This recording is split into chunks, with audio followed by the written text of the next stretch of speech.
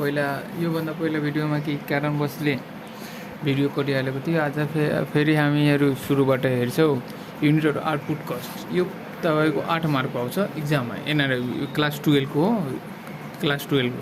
अब यहाँ हामी युनिट र आउटपुट भन्नको लागि के भनिन्छ भने एउटा युनिटको मतलब एउटा और आउटपुट युज कस्टिङको त लागत। एउटा सामान बनाउन कति लागत लाग्छ भने त्यसको विवरणलाई नै युनिट अफ कस्ट भनिन्छ। यसमा हामी cost seat and tender seat पढ्छौँ। कस्ट सिटमा नि कस्ट सिट भन्नाले के बुझिन्छ भने लागतको विवरण। एउटा सामान बनाउँदा, एउटा मानव पेन बनाउँदा कति लागत लाग्यो त्यसको विवरण अर्थात् स्टेटमेन्ट तयार पर्छ, त्यसले कस्ट सिट भनिन्छ। अब हामीहरू यसमा फर्मेट अफ कस्ट सिट, यसमा particular date, detail of amount, total amount हुन्छ। यो सबै हामी पढिसकेको थियो। यसमा स्टेप हुन्छ। पहिला हामीहरू फर्स्टमा के आउँछ, रो मेटेरियल कन्ज्युम, त्यसपछि प्राइम कस्ट, त्यसपछि फ्याक्ट्री कस्ट इन्कर्ड, त फ्याक्ट्री और over cost of production, cost of good sold, total cost sales. यो सबै याद हुनुपर्छ स्टेप बाई स्टेप। यसको पछि यो आउँछ, यसको पछि यो आउँछ, यो सबै याद हुनुपर्छ। यो हामी सबै हेरिहालेको। योभन्दा पहिले तपाईँ भिडियो नहेरेको होला भने त्यो हेरिदिनु, 5-6 मिनटको छ। त्यसमा हामी यो सबैको डिटेल बारेमा बुझेको। कस्ट सिटमा अब डिटेल अमाउन्ट, सबैभन्दा पहिला ओपनिङ स्टक मेटेरियल लेखिदिने, त्यसमा एड गर्ने पर्चेज अफ र मेटेरियल, तब त्यसमा फेरि एड गर्ने carriage inward, purchase expenses, primary package, र मेटेरियल, यो सबै जोडेर यता आनिदिने। जुन अमाउन्ट हुन्छ यो तल फालिदिने। त्यसमा लेस गर्ने क्लोजिङ स्टक अफ र मेटेरियल, त्यसमा लेस गर्ने पर्चेज रिटर्न, पर्चेज आउटवार्ड, यो सबै लेस गर्ने। अब र मेटेरियल स्क्रैप वा सेल्स अफ वेस्ट, यो घटायो भने तपाईँको के आउँछ, र मेटेरियल कन्ज्युम। र मेटेरियल कन्ज्युममा अल डाइरेक्ट एक्सपेन्सेस हुन् न, सबैलाई जोड दिने।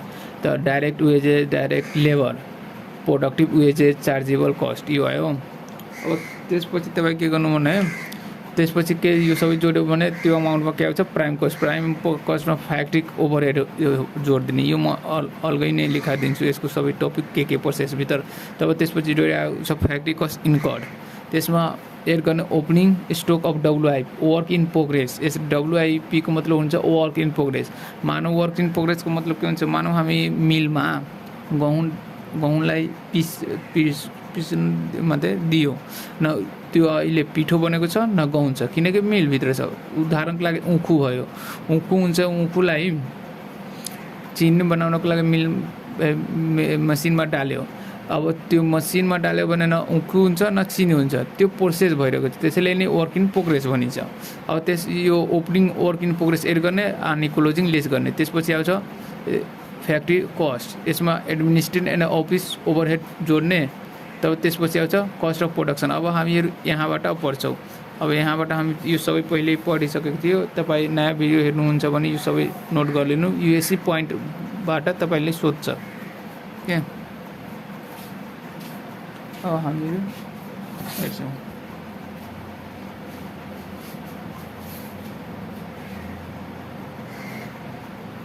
अब यसमा नि एड गर्ने, के एड गर्ने भने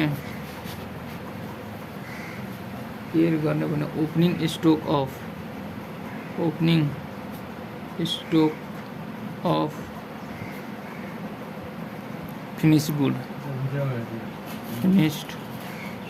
गुड्सलाई एड गर्ने, लेस गर्ने closing stock of finished goods, less गर्ने।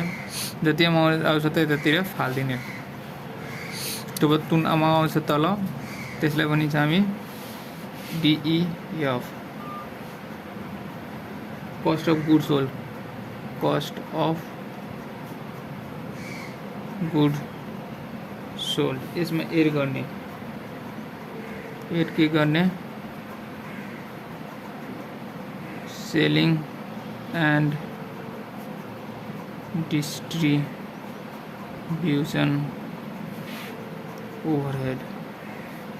ओभरहेडको मतलब खर्च, यो एड गरिदिने। यो अलगै म यो सबै पोइन्ट लेखाइदिन्छु, यसमा के पर्छ। अब आयो हाल्यो भने यसलाई भनिन्छ जी नम्बर ई अफ जी यसलाई भनिन्छ टोटल कस्ट। यो टोटल कस्टमा के गर्ने एड गर्ने के गर्ने नेट प्रॉफिट। तो तपाईहरु नेट प्रॉफिट एड डाइरेक्टै गरिदियो यहाँ। तो के आउँछ भने तपाईको सेल्स इन रेभेन्यू सेल्स आइहाल्छ। के हो तपाई भइहाल्यो सेल्स रेभेन्यू आयो नेट सेल्स रेभेन्यू यसरी गर्ने के पहिला यो सबै स्टेप हुनु पर्यो याद। फर्स्टमा के आउँछ र material consume prime cost factory work cost cost of production cost of goods sold total cost of sales revenue. यो यसमा के पर्छ यो ध्यान दिनुपर्छ। यसमा के पर्छ ओपनिङ स्टक र मेटेरियल एड पर्चेज अफ र मेटेरियल क्यारेज इनवार्ड योमा के पर्छ योमा के पर्छ तपाईँ राम्रोसँग ध्यान दिनु। हामीहरू अब यसमा यो कहाँ यसमा के हामीहरू डाइरेक्ट पोइन्ट लेखेको फ्याक्ट्री ओभरहेडमा के पर्छ एडमिनिस्ट्रेटिभमा के पर्छ यो सबै हामी पोइन्ट अफ लेख्छौँ। पहिला फ्याक्ट्री ओभरहेडमा के पर्छ कुन आइटमहरू पर्छ फ्याक्ट्री ओभरहेडको अगाडि पहिला लेख्ने फ्याक्ट्री ओभरहेड वा वर्क ओभरहेड पनि भनिन्छ ध्यान दिने।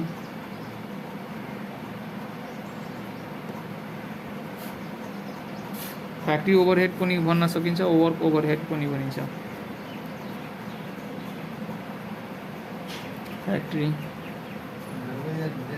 ओभरहेड वा work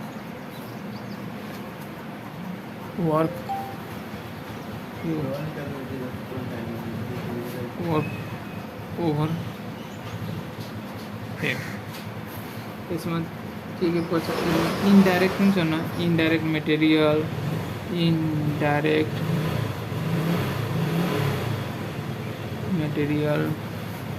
material indirect labor indirect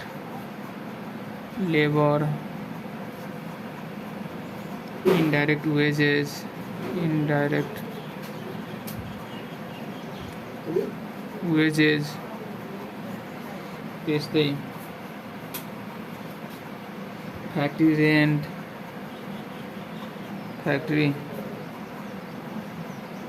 rent भयो रेट्स भयो and taxes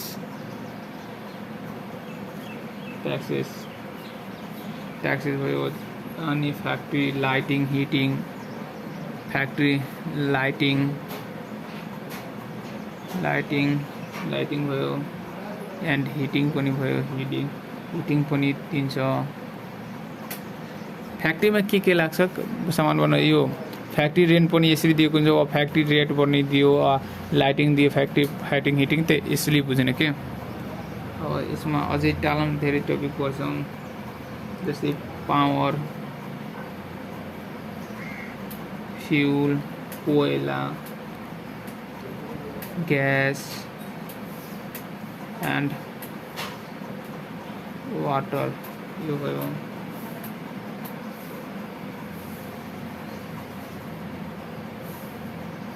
factory repair and यो पोइन्ट सबै याद गर्दा सजिलो हुन्छ यहीबाट आउँछ maintenance estimated expenses estimating expenses cleaning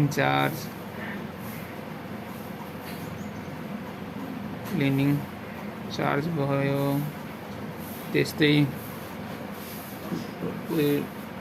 royalty भयो रोयल्टी अन प्रोडक्सन यो अलगै यो मैले रोयल्टी अन प्रोडक्सन त्यस्तै यो कोमाको मतलब यो अलगै पोइन्ट छ यो अलगै पोइन्ट छ मैले एउटा लेखेको थिएँ अनप्रोडक्टिभ वेजेस यो दिएको हुन्छ एउटा अनप्रोडक्टिभ वेजेस भयो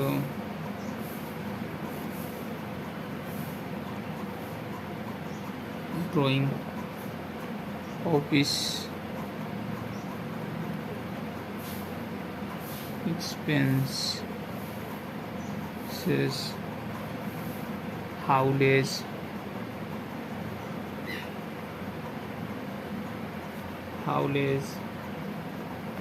experiment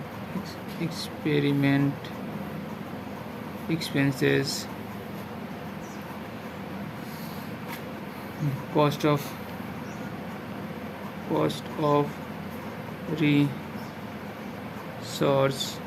रिसर्चमा लागेको कस्ट एन्ड डेभलपमेन्ट, यो सबै फ्याक्ट्रीमा पर्छ। यो जस्तै अझै के हुन्छ भने वेलफेयर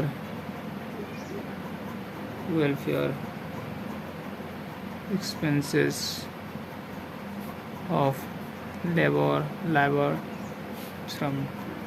त्यस्तै फ्याक्ट्री स्टेसनरी, फ्याक्ट्री जरो यसरी दिएको मात्र छ, यसरी दिएको छ भने फ्याक्ट्री जरो स्टेसनरी दिएको छ भने यसमा राख्ने। यदि फ्याक्ट्री जरो स्टेसनरी मात्र स्टेसनरी दिएको छ भने त्यो अफिसमा जान्छ।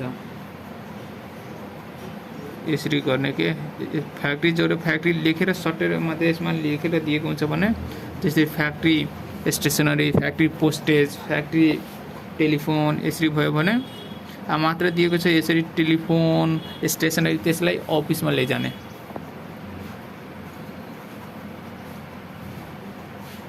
लुब्रिकेसन,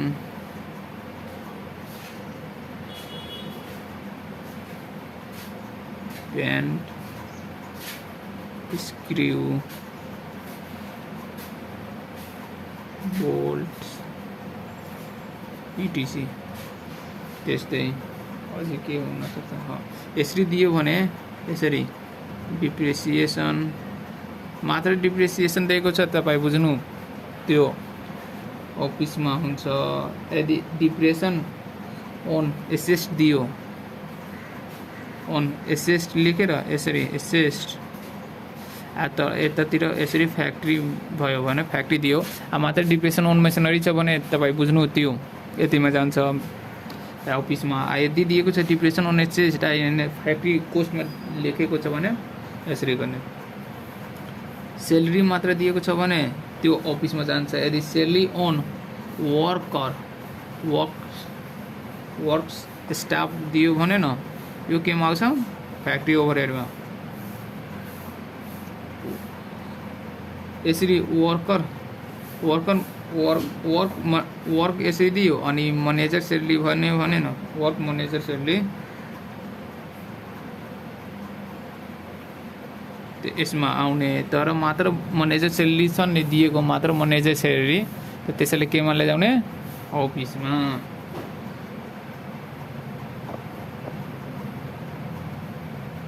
जस्तै यसरी भयो फेरि यो कन्ज्युमर स्टोर, यो सबै पोइन्ट। त्यस्तै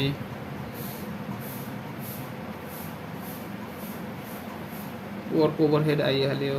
अब कुन बन्यो, यो पनि आउन सक्छ कहिलेकाहीँ।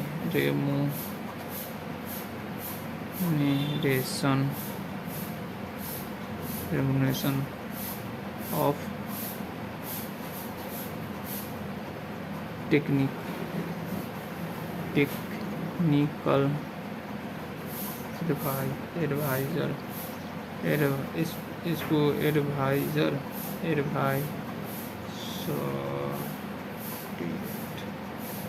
भयो। त्यस्तै अझै कुन पोइन्ट 5 हाल्यो, हाउलेज भयो, यो सबै भयो भने रनिङ एक्सपेन्स, यो पनि अब आइहाल्छ कहिले काहीँ भने। Running expenses of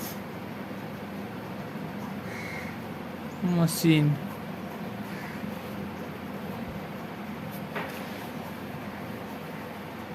इटिसी।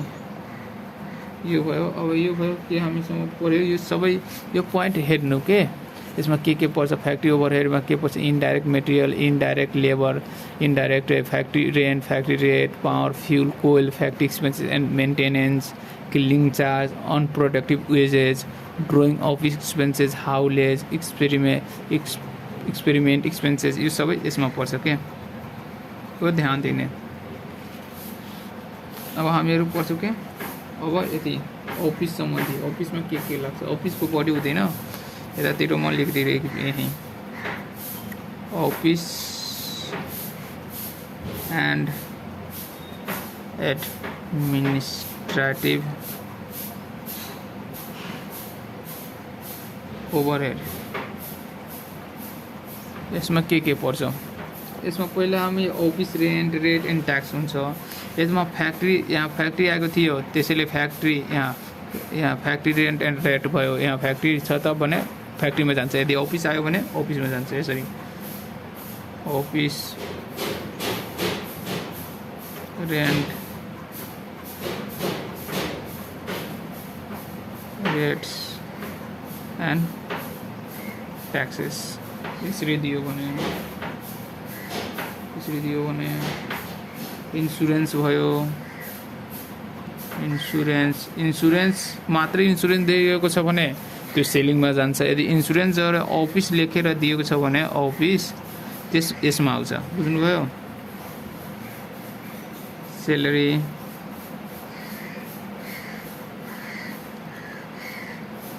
Depreciation on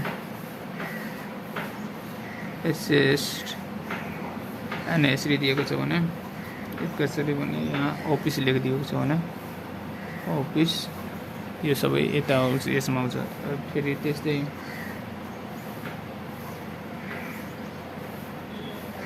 repairs and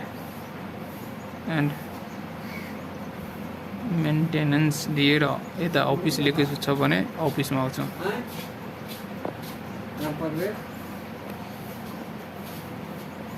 अफिसमा आउँछ अब हामीहरू यतातिर त्यसको टपिक लेख्छौँ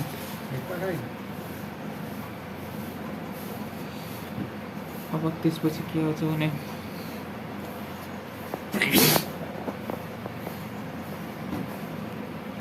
त्यसपछि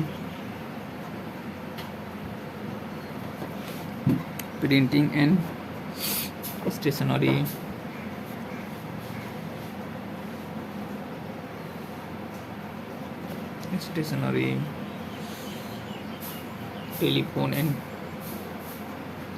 टेलिफोन अफिसमा के खर्च लाग्छ त्यो टेलिफोन एन्ड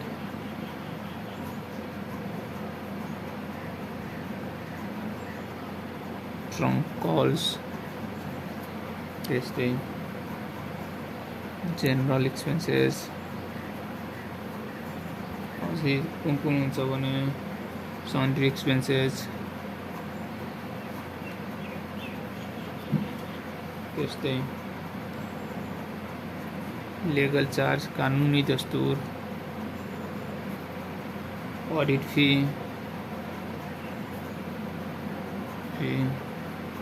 बैंक चार्ज सबै यसैमा आउँछ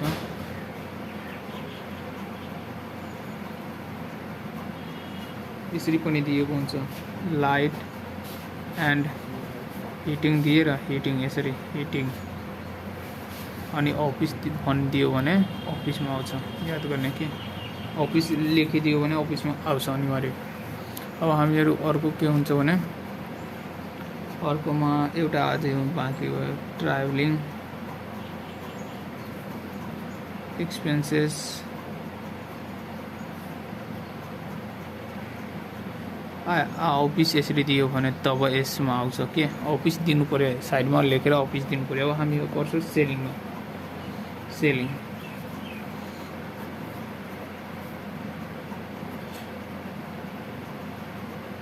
selling and distribution overhead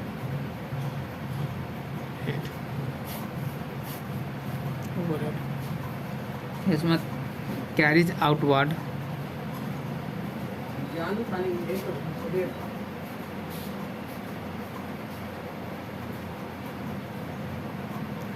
carries party per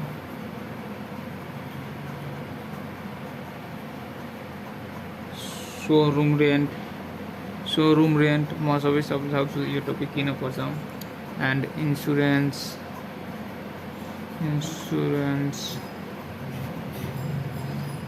student sales tax, त्यसपछि शोरूम,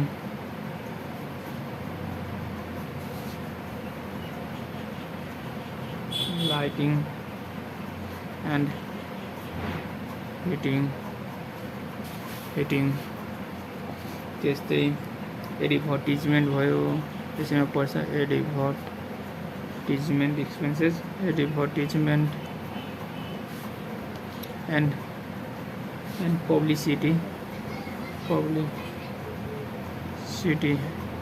यसैमा पर्छ सिटी पब्लिसिटी, त्यस्तै प्रमोट गराउनु पर्छ भने त्यसैमा पर्छ प्रमोसन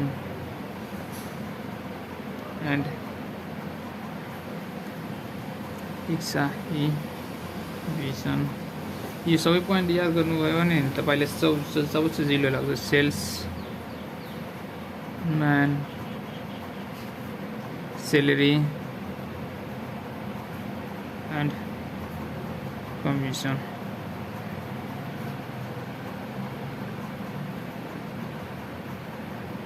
अब अझै हुन्छ, हामीहरू यो भिडियोमा बढी यति नै पर्छ पोइन्ट कुन आउँछ। Salesman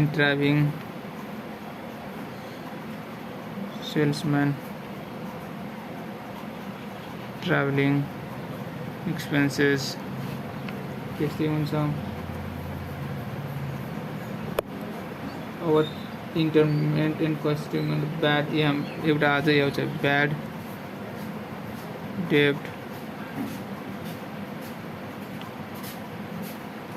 wastage of finish good भयो, रेन्ट अफ वेयर हाउस पनि भयो, मार्केट एन्ड रिसर्च एक्सपेन्सेस भयो, यो आउँछ मार्केट के हुन्छ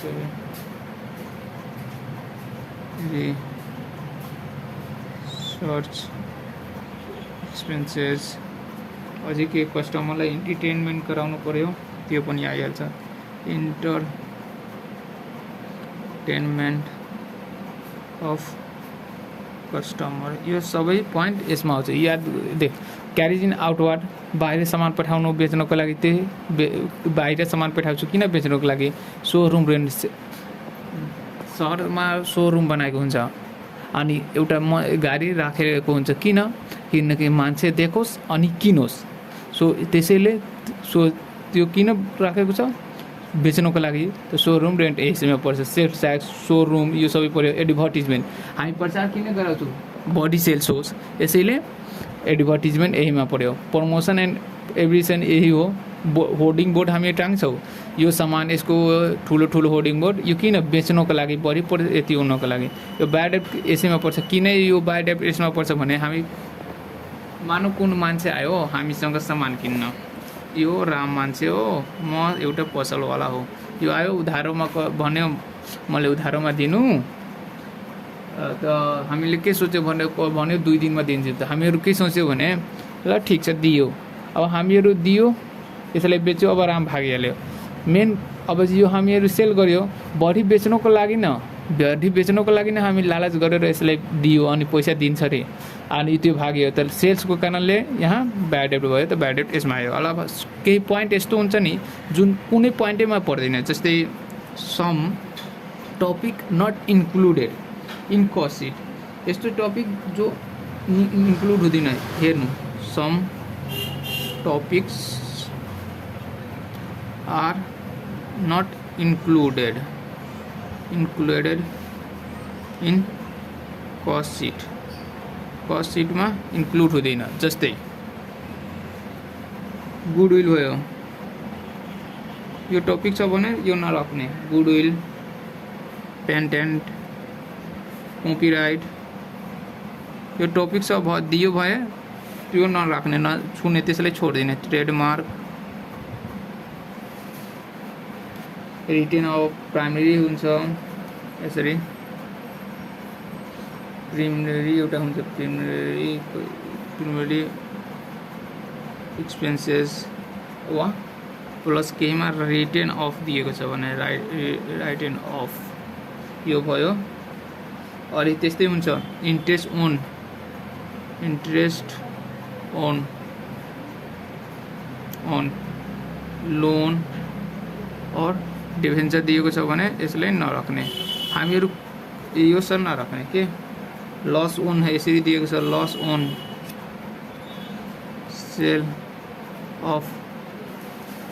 सेल अफ यो पोइन्ट सब दिएको छ भने नराख्ने, सेल अफ फिक्स एसेट और इटिसी। अब जस्तै गेन फेर्नु भयो, gain on sale of fix asset यसरी पनि दिएको हुन्छ, इन्ट्रेस्ट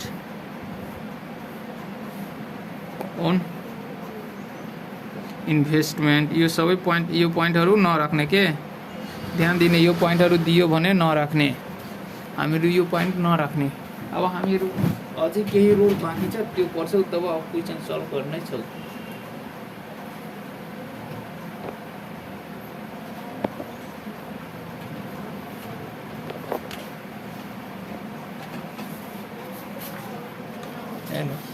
अब हामीहरू अब नेट प्रॉफिट सुन्छ नि, नेट प्रॉफिट कब केसबाट काट्ने कसरी काट्ने यो हेर्ने के। हामीहरू नेट प्रॉफिटको बारेमा हेर्छौँ अलि। अब net calculation of net profit कसरी क्याल्कुलेसन गर्ने भने क्याल्कुलेट गर्ने, क्याल्कुलेट वा क्याल्कुलेस ये हेर्ने।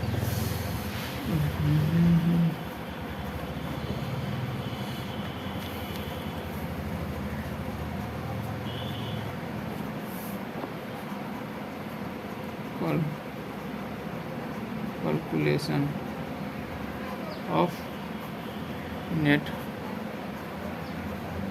profit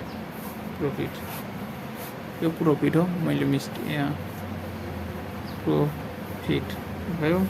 फर्स्ट नम्बरमा यदि when sales is given, यदि सेल्समा भनेको छ अनि सेल्स दिएको छ भने कसरी काट्ने, then when sales is given, sales given दिएको छ भने net profit is equal to sales minus total cost गरिदिने तपाईको नेट प्रॉफिट आउँछ। बी नम्बरमा when percentage of profit on total cost, percent भनेको छ पर्सेंटेज अन प्रॉफिट, पर्सेंट कयमा काट्नु पर्नेको छ टोटल कस्टमा, एन्ड अनि टोटल कस्ट गिभन दिएको छ भने एन्ड टोटल कस्टमा दिएको छ भने त नेट प्रॉफिट सजिलो निकाल्दिने। नेट प्रॉफिट टोटल कस्टमा काट्नु भनेको छ भने total cost into given percentage by 100 बुझ्नुभयो। अब 20 नम्बरमा एउटा अझै हुन्छ when percentage of net profit